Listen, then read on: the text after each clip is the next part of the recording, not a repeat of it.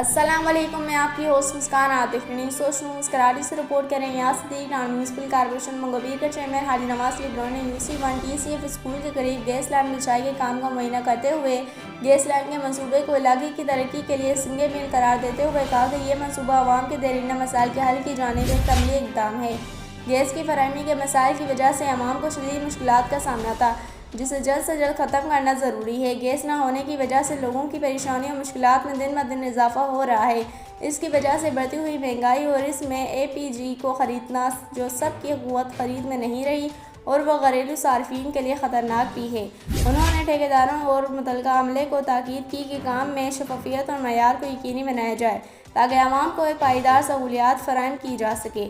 مزید برآں انہوں نے علاقے کے رہائشیوں سے اپیل کی کہ وہ ترقیاتی کاموں میں تعاون کریں اور کسی بھی قسم کی شکایت یا مسئلے کی صورت میں انتظامیہ کو فوری اطلاع دیں۔ آخر میں انہوں نے یقین دلایا کہ ٹاؤن میونسپل کارپوریشن منگوبیر کی علاقائی ترقی اور عوام کی فلاح و بہبود کے لیے دن رات کام کر رہی ہے اور آئندہ بھی ایسے منصوبے شروع کیے جائیں گے جو عوامی زندگی میں آسانی پیدا کریں۔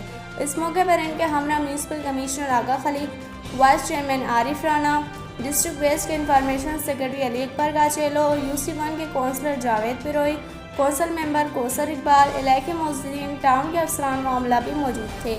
اس ویڈیو کو لائک کریں، ہمارے چینل کو سبسکرائب کریں اور بیل آئیکن ضرور پریس کریں ہماری نیو ویڈیو سب سے پہلے دیکھنے کے لیے۔